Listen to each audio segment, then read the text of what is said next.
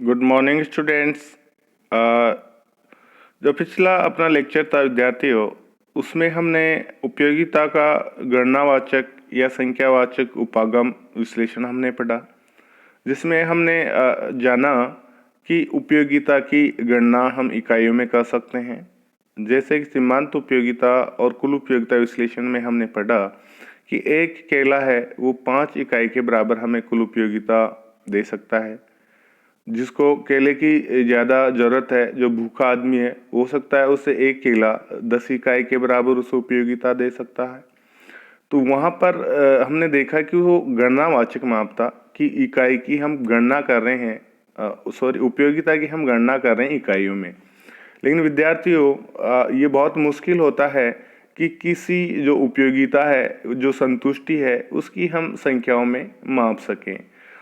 ये कहना कि एक चपाती है उससे हमें 10 इकाई के बराबर उपयोगिता मिलती है, एक सेब है हमें 15 इकाई के बराबर उससे उपयोगिता मिलती है, ये मापना न केवल मुश्किल है बल्कि बहुत विरोधाभासी भी कभी कभी स्थिति उत्पन्न हो जाती है।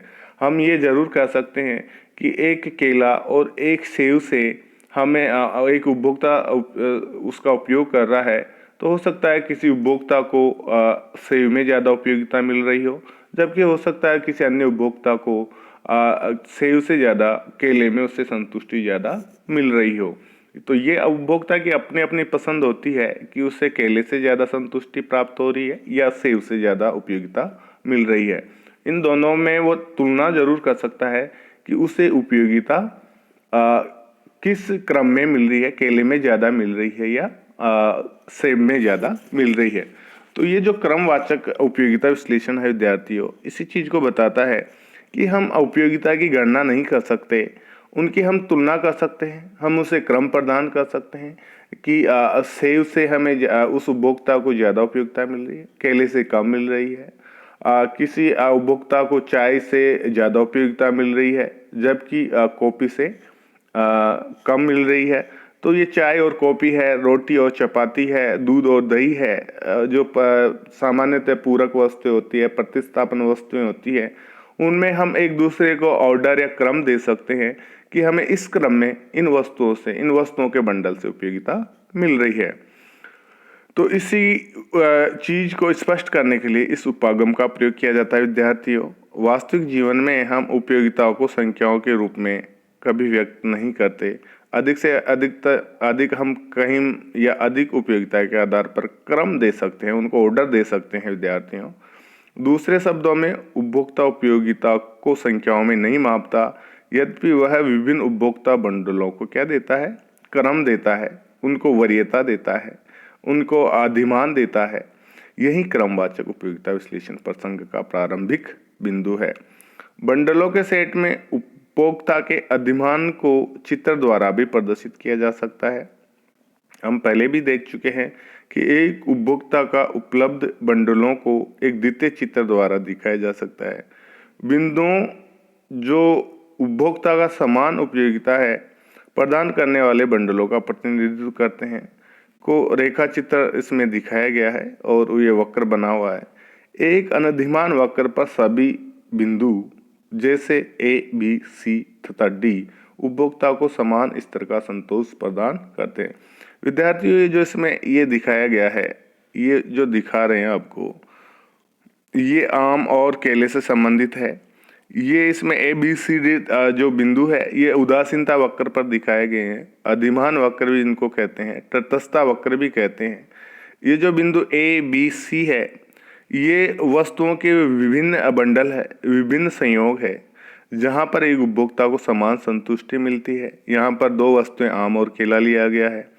बिंदु ए पर 15 आम और एक केले का संयोग है, जहाँ पर उपभोक्ता को समान संतुष्टि मिलती है। बिंदु बी है, वहाँ पर आम कम होकर 12 कर दिए गए हैं, केला 1 बढ़ा दिया गया, 2 केले हो गए। बिंदु सी पर 10 आम और 3 केले हैं। बिंदु डी पर 9 आम और 4 केले हैं। इन सभी बिंदुओं पर एक उपभोक्ता को समान संतुष्टि मिल रही है, जो एक उदासीनता वक्र स्पष्ट कर रहा है। उपभोक्ता इनके बीच में क्या रहता है विद्यार्थियों, तटस्थ रहता है।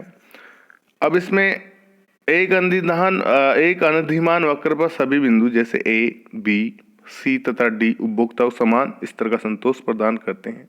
यह स्पष्ट है कि जब उपभोक्ता को एक और केला प्राप्त होता है तो उसको कुछ आमों का त्याग करना पड़ेगा ताकि उसकी कुल उपयोगिता का स्तर वहीं रहे और वह उसी अनधिमान वक्र पर बना रहे।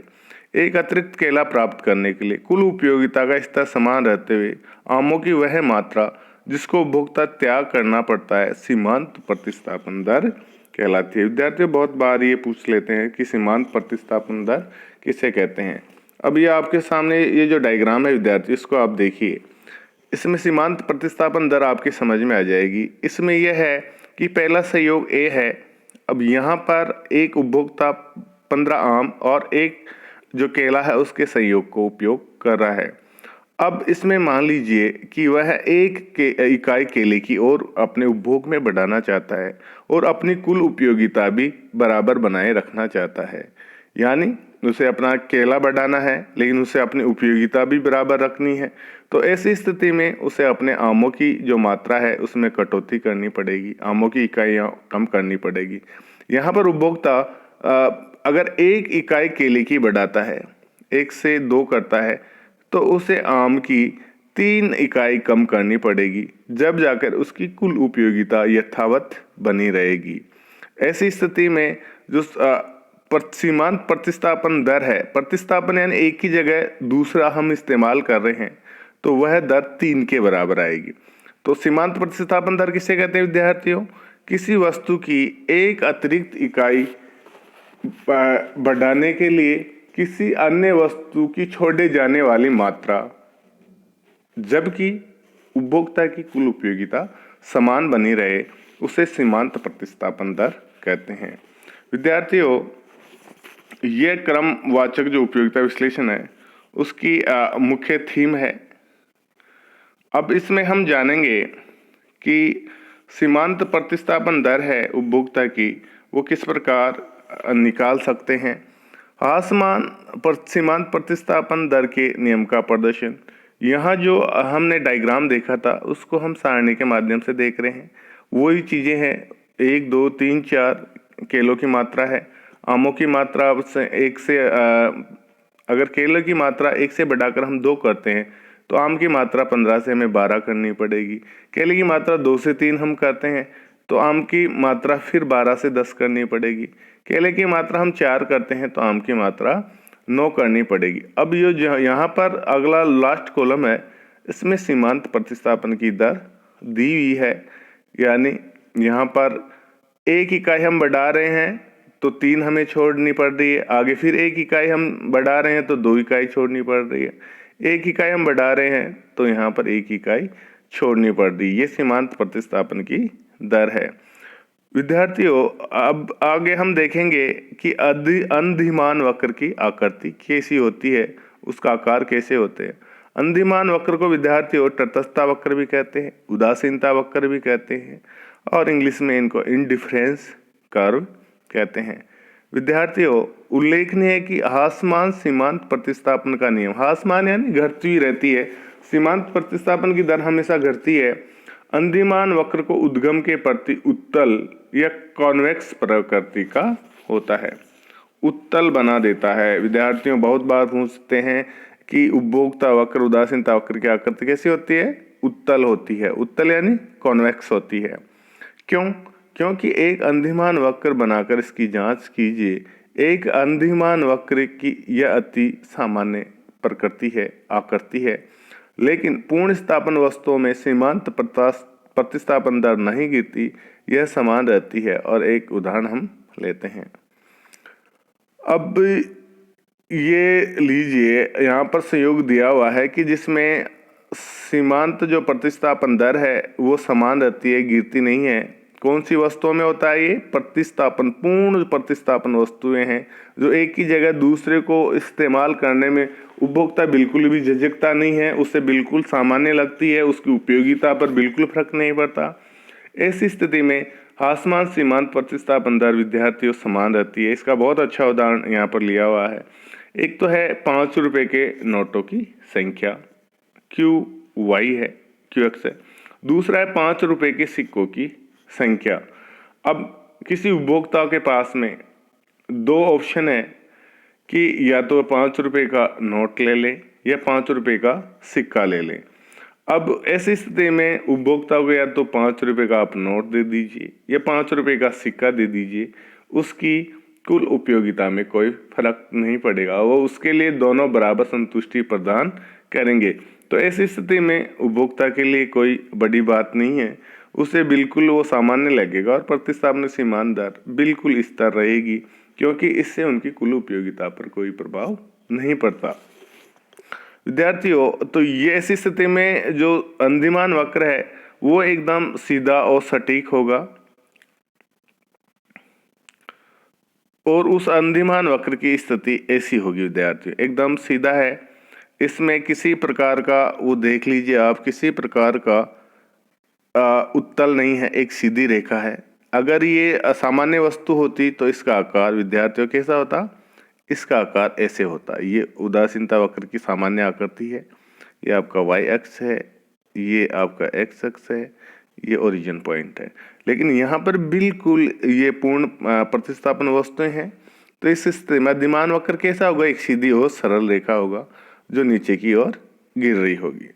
विद्यार्थियों, ये सा अमूमन बहुत कम होता है कि एक सीधा अंदिमान वक्र मिले। अब जो आपके और जानने की चीज़ है विद्यार्थियों, वो है एक दिष्ट अधिमान। एक दिष्ट अधिमान का तात्पर्य विद्यार्थियों ये आपको और समझ लेना चाहिए कि एक दिष्ट अधिमान किसे कहते हैं। विद्यार्थियों, मान लीजिए एक उपभोक्ता है, उसके अधिमान के विषय में ये मान लिया जाता है कि अगर किन्हीं दो संयोग है, वो दो बंडल है, X1 और X2, दूसरा है Y1 और Y2। अगर उससे उपभोक्ता को X1 और X2 जो संयोग है उसमें से कम एक वस्तु हो और Y1 और Y2 की तुलना में अन्य वस्तु की कम मात्रा न हो, तो उपभोक्ता Y1 Y2 की बजाय X1 X2 को अधिमान देता है। उपभोक्ता के इस प्रकार को एक दिष्ट अधिमान कहा जाता है। अर्थात यदि उपभोक्ता किन्हीं दो बंडलों में से उस बंडल को अधिमान देता है जिससे इन वस्तुओं में से कम एक वस्तु की अधिक मात्रा हो और दूसरे बंडल की तुलना में दूसरी वस्तु की भी कम मात्रा न हो।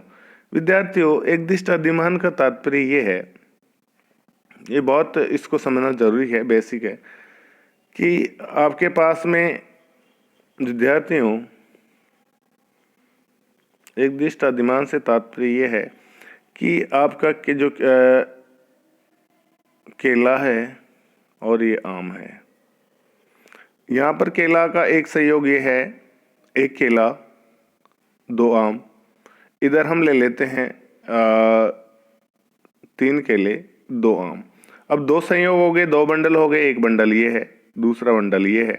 अब यहाँ पर आम की तो समान मात्रा है दोनों ही बंडलों में, दोनों ही संयोगों में, लेकिन यहाँ पर केले की दूसरा जो बंडल है उसमें केले की 2 मात्रा ज़्यादा है, तो उपभोक्ता दोनों में से कौन सा बंडल लेना पसंद करेगा, दूसरा बंडल लेना पसंद करेगा।